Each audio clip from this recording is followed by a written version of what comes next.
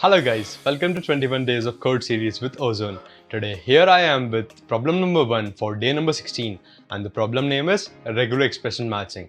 Now this is a hard problem and has been asked multiple times in various coding interviews and it's a very good example of dynamic programming.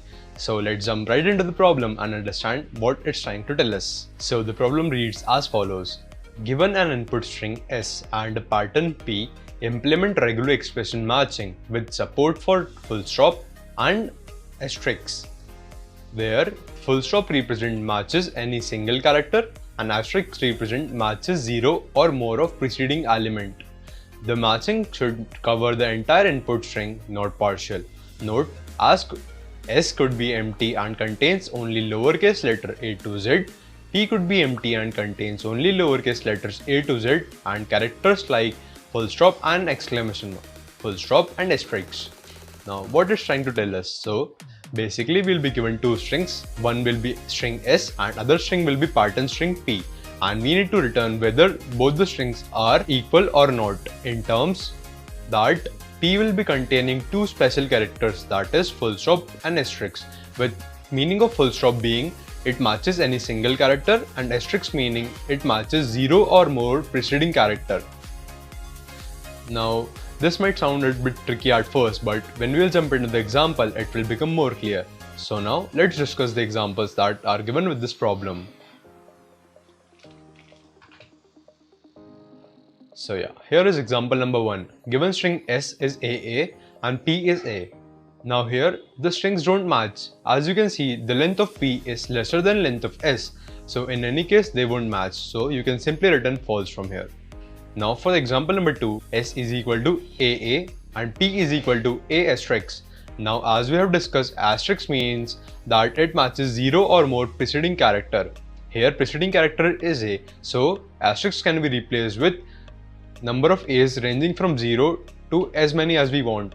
And for this case we want just one A, so we can replace this asterisk with one A so that both the strings are equal.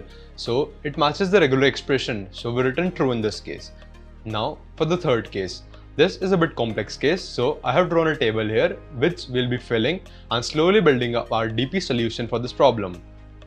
Now as you can see that given string S is AA and P is dot asterisk. Now what I have done is that I have made a boolean matrix here with size S plus 1 cross P plus 1, and now we'll be filling this table accordingly. Now this is the given string S, this is the string P.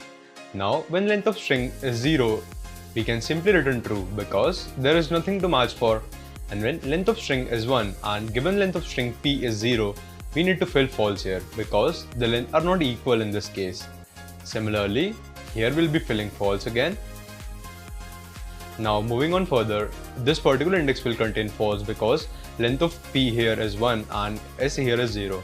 Now this is a trickier case where the given pattern contains an asterisk and the length of S is 0.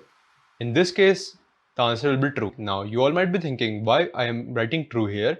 There is a simple reason for that, because as asterisk represents 0 or more of the preceding character and preceding character is dot, that is, we can replace it with any character for that purpose.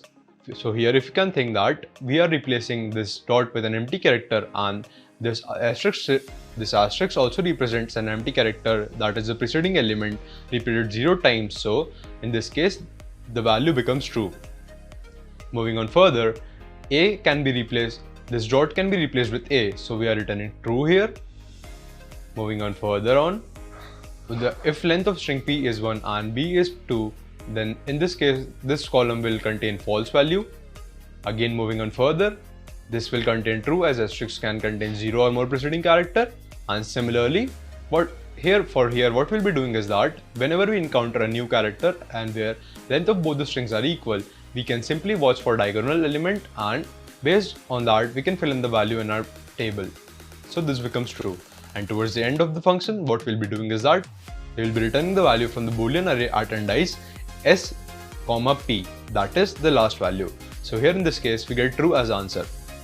Now this sounds a bit tricky at first, but we'll try to generalize this into a formula and then implement it in our code. For simplicity, what I have done is that splitted up our discussion into 3 subparts, where the first part is if the character at pattern index j-1 is equal to a dot, or when the preceding characters of both the strings are equal, then we can simply watch for the diagonal element as we did in this case and return the value at this particular index equal to the value of the diagonal element. For the next case, when the pattern index is equal to asterisk, then what we are doing is that if we are encountering an asterisk here, we simply put our value of the current block equal to the value at 2 blocks prior to this value. And if the value at 2 blocks prior to this in the pattern string matches full stop, or the value at 2 blocks prior matches the value of string 1 block prior to this value, then what we do is that we update our t I, j equal to t of I, j or t of I-1, j. That is, it's or between the two values that we have already fed it into our matrice. This was the second case. Else for the case, we simply put value false in here. Because the two characters are not equal, we can simply put in false there. This will loop out throughout the strings, and at the end what we'll be doing is that we'll be returning the value at index p.length, s.length, that is the cornermost value in the DP matrix. Now let's move on towards the code and try to implement the idea that we have discussed in this problem. So now this is our lead code ID. Now let's begin coding this problem.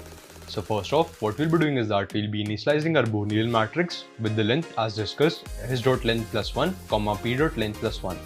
Now the initial index, that is the value at index 0, 0 must be true, because if both the strings are empty, we need to return this value only.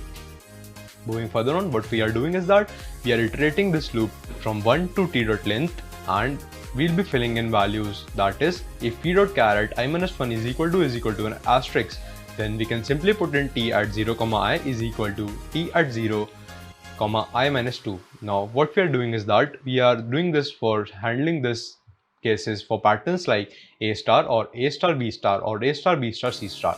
That is a character followed by an asterisk. Moving on further, we'll be iterating over this complete Boolean array that we just initialized and try on filling the values according to the pattern that we have discussed earlier. So this is for iterating row wise and column wise. Now moving on towards the condition.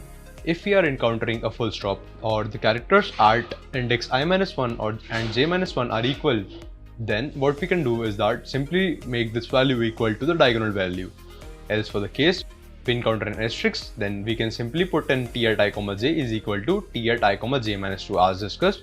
Now further on, we also have a nested if condition here, that is, if character is equal to full stop or the character in p at j-2 is equal to the character in s at I-1, then we need to further check on with a condition, that is t at I, j is equal to t at I, j or t at I-1, j. This is the case that we have discussed earlier in our explanation.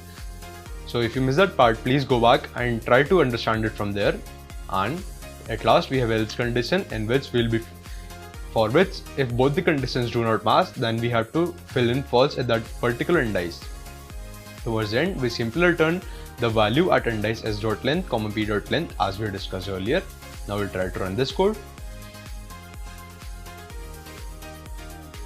Alright, it looks fine. Now we'll try to submit this up. Perfect, it works as expected. Thank you for watching.